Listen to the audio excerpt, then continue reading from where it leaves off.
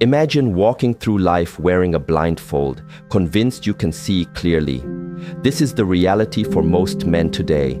They chase shadows, believing they're pursuing substance. They offer loyalty, expecting it in return. They sacrifice everything, hoping for appreciation.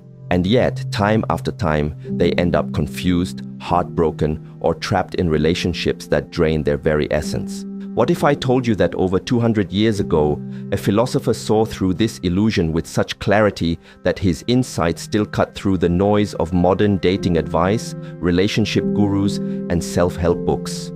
His name was Arthur Schopenhauer, and what he uncovered about human nature, particularly about relationships between men and women, was so profound and yes, so uncomfortable that society has worked tirelessly to bury these truths ever since. I am Shi Heng Yi, and today I invite you on a journey of revelation, not just intellectual understanding, but visceral recognition of truths that may challenge everything you've been taught about relationships, love, and your place in the world as a man. This is not about blame. This is not about resentment. This is about clarity, because only when you see clearly can you navigate wisely. So I ask you, are you prepared to question deeply held beliefs?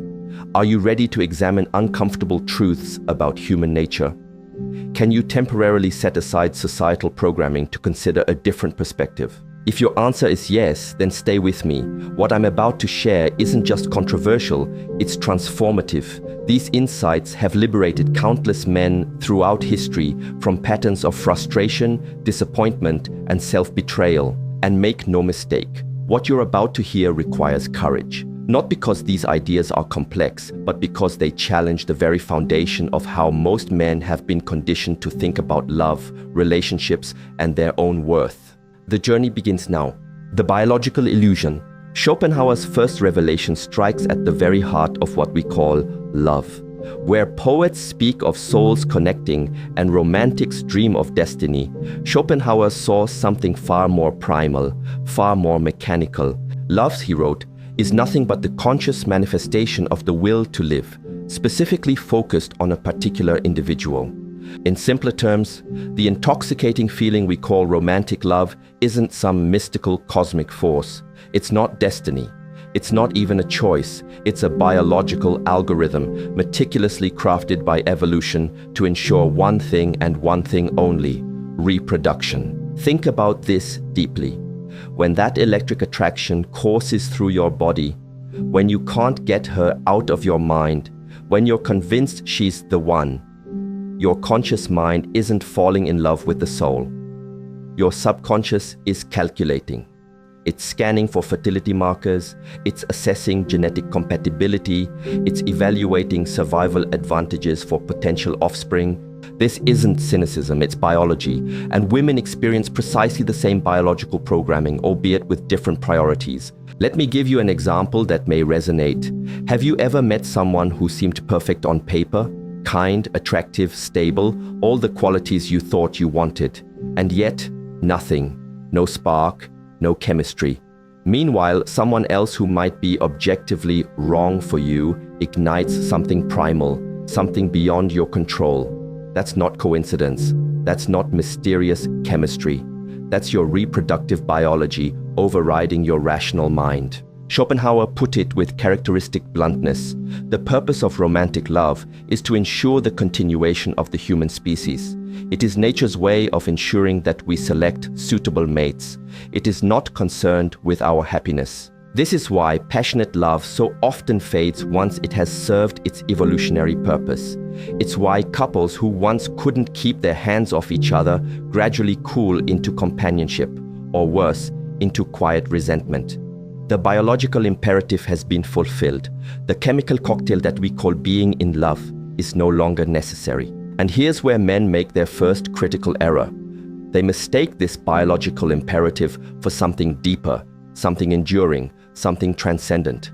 They believe that the intensity of feeling must reflect the permanence of connection. But nature is not concerned with your romantic fulfillment. Nature is concerned with reproduction, with genetic diversity, with optimization of the species. Your personal happiness is, from an evolutionary perspective, entirely irrelevant. Think of how many great men throughout history have destroyed themselves for love. Kings who lost kingdoms, warriors who lost battles, geniuses who lost their minds. Were these men connecting with female souls that completed them? Or were they simply captive to biological programming that they failed to recognize? The selection imperative. This brings us to Schopenhauer's second revelation, perhaps the most difficult for modern men to accept. Women do not choose partners based on the metrics most men believe matter. Modern society preaches equality, fairness, and mutual respect as the foundations of relationships. Schopenhauer saw something far more primal at work. He observed that female mate selection follows an ancient program, one that prioritizes security, status, and genetic superiority above all else. Women, he noted, are by nature meant to obey, not because of social constructs or patriarchal systems, but because their biological imperative demands they identify and secure the highest possible quality mate they can attract. Is this uncomfortable to hear in our age of supposed equality? Perhaps. But look at the patterns that persist across cultures, across centuries, across technological revolutions. The wealthiest men consistently partner with the most physically attractive women. The most powerful men have the most options regardless of their physical appearance. The most physically dominant men command respect that translates directly to reproductive success. These patterns aren't social constructs. They're biological imperatives expressing themselves through social behavior, and no amount of modern conditioning can fully override what millions of years of evolution have programmed into our species. Consider dating applications, where studies consistently show that women compete for the top 20% of men while ignoring the bottom 80%. Is this because women are shallow? No. It's because they're instinctively seeking the optimal genetic material and provisioning capabilities for their potential offspring. Consider divorce courts, where men who sacrificed careers, health, and personal ambitions to provide for their families are routinely stripped of their assets, their children, and their dignity. Is this because the legal system is biased? Perhaps partially. But it's also because female nature is programmed to extract maximum resources while maintaining maximum freedom of choice. Consider how quickly a woman's attraction can evaporate when a man loses status, resources, or confidence. Is this because women are mercenary? No, it's because they're hardwired to secure the best possible genetic material and the most secure environment for their reproductive success. Schopenhauer wasn't suggesting women are malevolent or even conscious of these patterns. Rather, he recognized that they're operating on instinct just as men are. The difference is that men have been conditioned to deny female nature, while women instinctively understand male nature all too well. The man who clings to idealistic notions of love, who believes devotion will be rewarded with devotion, who thinks sacrifice will inspire loyalty, this man isn't noble, he's naive, and nature has little patience for naivety. As Schopenhauer bluntly observed, women are directly adapted to act as the nurses and educators of our early childhood, for the simple reason that they themselves are childish, foolish, and short-sighted.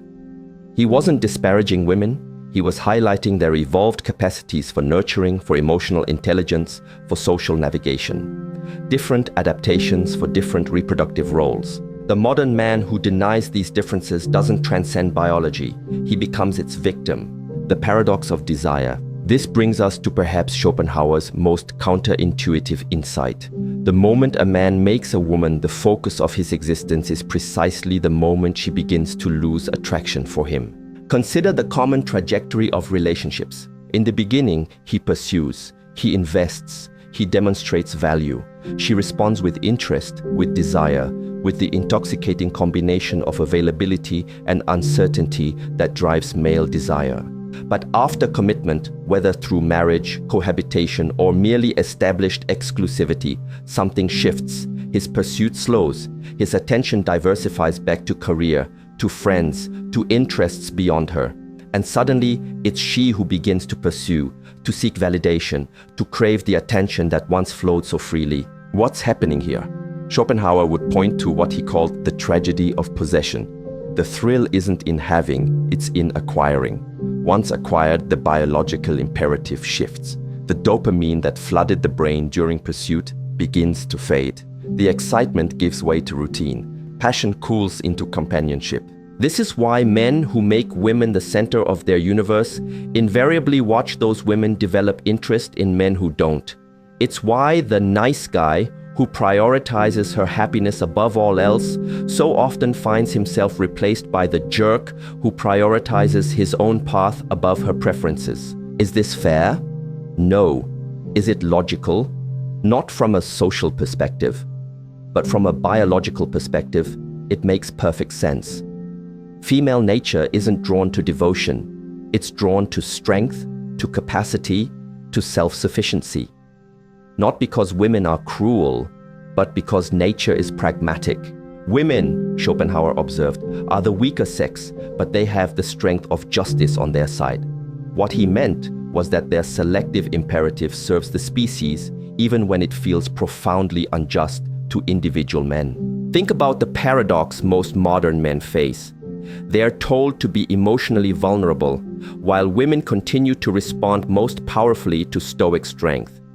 They are shamed for traditional masculinity, while women's biological responses to masculine traits remain unchanged. Their work to exhaustion providing financial security, only to discover that financial provision alone does not inspire desire or loyalty. Schopenhauer warned of this paradox centuries ago. The man who serves, who seeks approval, who orients his life around female validation, this man isn't honored for his devotion. He's replaced the moment a more compelling option appears. This isn't because women are disloyal by nature. It's because their loyalty is conditional in ways that male loyalty typically is not. A woman's bond isn't to the man himself, but to what he represents: security, status, genetic quality. When those qualities fade or when better options emerge, her instincts urge her toward the upgrade. The modern dating marketplace has only amplified this dynamic. Social media turns attention into currency, and the average man becomes an unpaid laborer in an attention economy.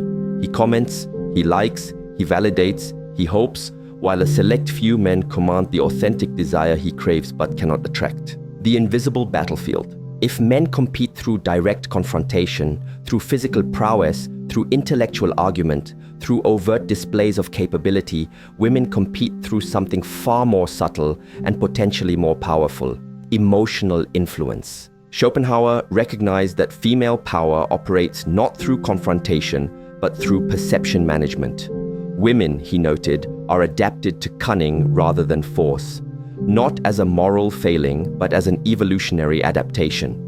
In a world where physical strength determined most outcomes, those who could navigate social dynamics, who could influence without confronting, who could redirect rather than oppose, they survived and reproduced. The modern man enters relationships believing he's engaging in straightforward interaction. Meanwhile, she's conducting a sophisticated assessment of his worth, his character, his capacity, all through subtle tests he doesn't even recognize as tests. The compliance test: how quickly will he rearrange his schedule to accommodate her? The investment test: does he pursue more than she does? The social proof test: how do other women respond to him? The emotional stability test: can he remain centered when she creates chaos? These aren't manipulative in the malicious sense. They're instinctive vetting mechanisms evolved over thousands of generations to identify men worthy of receiving her greatest biological investment: reproduction. But the modern man, conditioned to view relationships as partnerships of equals, misses these dynamics entirely. He thinks he's having a conversation. She's conducting an interrogation. He believes he's building connection. She's assessing compatibility. This explains why so many men feel bewildered when relationships end abruptly, with explanations that seem disconnected from their lived experience together. I love you, but I'm not in love with you. I need to find myself. You've done nothing wrong, but something's missing. These aren't lies. They're attempts to articulate feelings driven by biological algorithms operating beneath conscious awareness. The attraction that once felt inevitable now feels impossible, and neither party fully understands why. Schopenhauer wasn't suggesting women engage in conscious deception. Rather, he recognized that female nature has evolved sophisticated filtering mechanisms that operate on instinct rather than reason. Women read micro-expressions, tone shifts, and social dynamics with near supernatural accuracy because those skills directly impacted reproductive success throughout evolutionary history. The man who misses these dynamics, who believes relationships operate on explicit communication rather than sub-communicated evaluation, has entered a game whose rules he doesn't understand. His confusion isn't a moral failing, it's the predictable outcome of biological naivety. The path to liberation. If Schopenhauer's analysis seems bleak, his prescription offers profound liberation. Because the most dangerous lies aren't the ones women tell men, they're the ones men tell themselves. The path forward isn't about manipulating female nature or raging against biological reality. It's about transcending the game entirely. The safest way of not being very miserable, Schopenhauer observed, is not to expect to be very happy. This isn't pessimism, it's freedom. Freedom from the expectation that others will fulfill you. Freedom from the delusion that devotion ensures reciprocity. Freedom from the assumption that sacrifice guarantees appreciation. The men who truly thrive, who command not just female attention but genuine respect, aren't those who master manipulation. They're men who master themselves. They cultivate purposes so compelling, skills so refined, an inner world so rich that female validation becomes a pleasant addition to their lives rather than its fundamental purpose. History's most remarkable men, the visionaries, the creators, the revolutionaries, weren't distracted by the chase. They were too consumed by missions that transcended their individual desires. This points to three pillars of unshakable masculinity. First, economic sovereignty. Money, Schopenhauer noted, is human happiness in the abstract, not for what it buys, but for the freedom it ensures. The man who controls his financial reality controls his destiny. He makes choices based on preference rather than desperation. He walks away from toxic situations because he can. His resources expand his options rather than restricting them. Second, philosophical depth. Most men live on autopilot, absorbing values, beliefs, and priorities from external sources without critical examination. The exceptional man cultivates a mind sharp enough to cut through societal conditioning. He reads widely, he thinks deeply, he questions assumptions, especially his own. His worldview is earned through rigorous thought rather than passive absorption. Third, physical mastery. The body, Schopenhauer recognized, is the visible manifestation of the will. It's not merely a vehicle for attraction, but the vessel through which your entire experience of existence flows. Weakness here breeds weakness everywhere. Strength, discipline, and vitality in the physical realm create a foundation for confidence and capability in every domain. When a man integrates these three pillars, something remarkable happens. He stops needing female validation to feel complete. And paradoxically, this is precisely when he becomes most attractive, not just sexually, but as a source of stability, inspiration, and authentic connection. The battle between men and women isn't personal. It's biological theater playing out across millennia. The man who wakes up to this stops blaming and starts evolving. He doesn't resent female nature. He adapts to it by becoming so compelling that women must either meet his standards or watch from the sidelines. We forfeit 3/4 of ourselves, Schopenhauer warned, in order to be like other people. The choice is yours. Continue chasing illusions or step into your true power, not through manipulation or bitterness, but through self-mastery so profound that external validation becomes unnecessary for your sense of worth. The integrated man. The ultimate wisdom in Schopenhauer's philosophy isn't about relationships at all. It's about self-knowledge. Because the man who truly understands himself cannot be manipulated through his desires, controlled through his insecurities, or derailed from his purpose by temporary pleasures. Consider how many men live in quiet desperation, working jobs they hate to impress people they don't respect, to purchase things they don't need.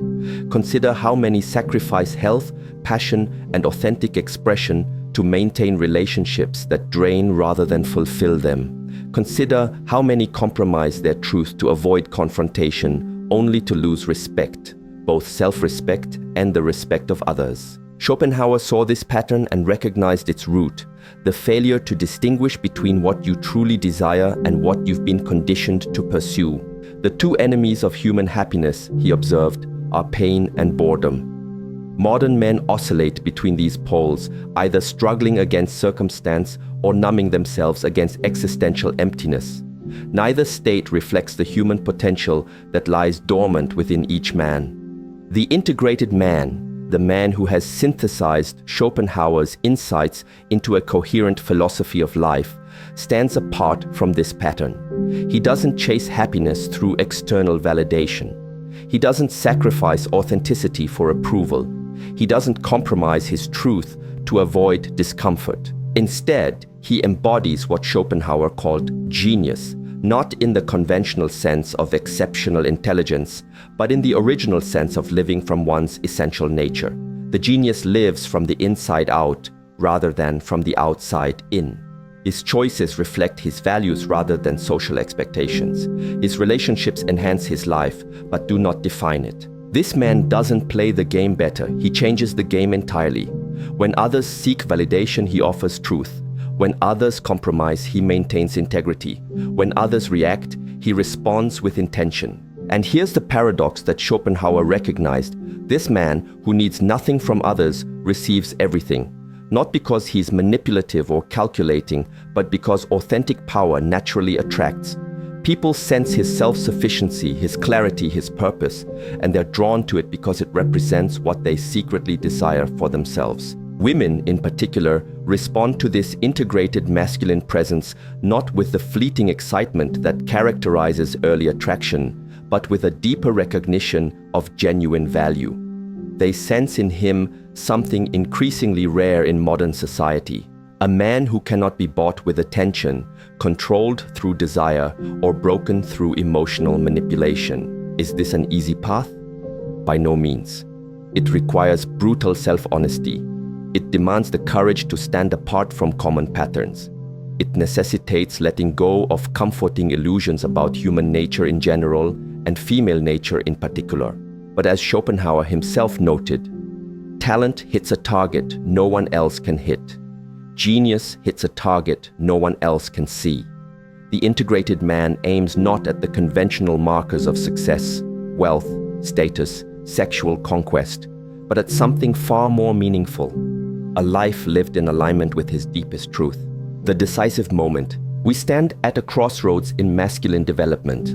Never before have men had such access to comfort, to convenience, to temporary pleasures.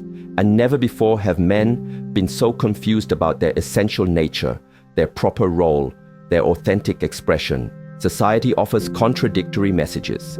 Be vulnerable but not weak. Be strong but not threatening. Be successful but not ambitious. Be confident but not dominant. Navigate these paradoxes without complaint, without frustration, without questioning a system that profits from your confusion. Schopenhauer saw through this maze 2 centuries ago. He recognized that societal messages about masculinity often serve interests other than your own.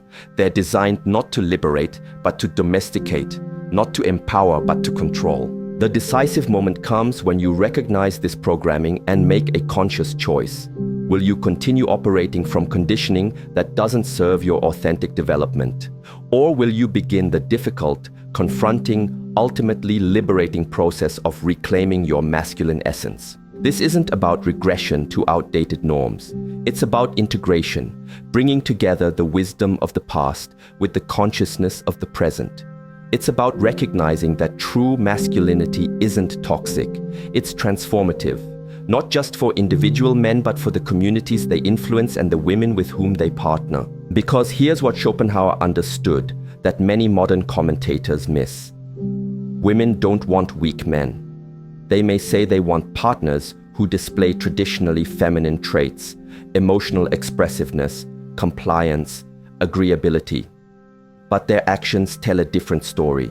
They respond most powerfully to men who embody integrated masculine virtues, strength tempered by wisdom, confidence grounded in competence, passion directed by purpose. The greatest gift you can offer to the women in your life isn't submission to their conscious preferences. It's embodiment of your authentic masculine essence. Because deep down, beyond social conditioning and surface-level politics, what most women truly desire is not a man who reflects their values back to them. They desire a man who has values of his own, values he's willing to stand for even when challenged. This is the paradox at the heart of Schopenhauer's philosophy. True connection isn't found through surrender of the self, but through its fullest expression. The man who compromises his essence to please others ends up pleasing no one, least of all himself. Conclusion: the awakened man. What does all this mean for you, the modern man seeking to navigate relationships with clarity and authenticity? First, recognize that biological programming exists in both sexes. Neither men nor women are exempt from evolutionary influences that shape attraction, desire, and bonding. Acknowledging these patterns isn't cynical, it's realistic. Second, understand that female selection criteria aren't personal, they're biological. When women respond more powerfully to certain male traits, they're not being shallow or materialistic. They're following deep instinctual programming that evolved over millions of years to secure optimal genetic material and resourceful partners who could enhance offspring survival. Third, focus on becoming the prize rather than pursuing the prize.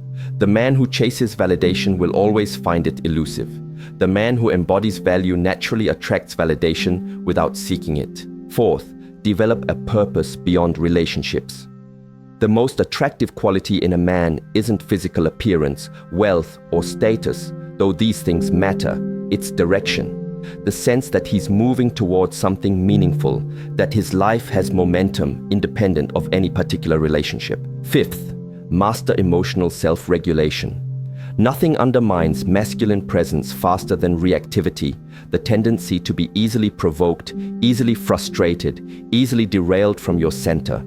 The man who remains steady in the face of challenges, who responds rather than reacts, who maintains composure when tested, this man commands respect that no amount of physical strength or financial success can purchase. Finally, cultivate community with other conscious men. The path of authentic masculine development isn't meant to be walked alone.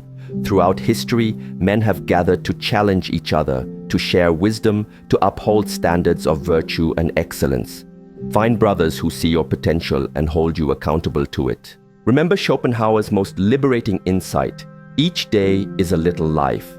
How you spend today, the choices you make, the standards you maintain, the purpose you pursue, isn't just shaping your present experience. It's creating the man you'll be tomorrow, next year, and for the remainder of your life. The journey of awakened masculinity isn't about dominating others or manipulating attraction. It's about self-mastery so profound that external validation becomes unnecessary for your sense of worth. As I close, I invite you to pause and consider what one aspect of your life could most benefit from the application of Schopenhauer's wisdom. Where might you be compromising your authentic expression to secure approval? What purpose could you pursue with such passion that validation becomes irrelevant by comparison? The answer to these questions won't come from me or from any external source. They'll emerge from quiet reflection, from honest self-assessment, from communion with your deepest truth.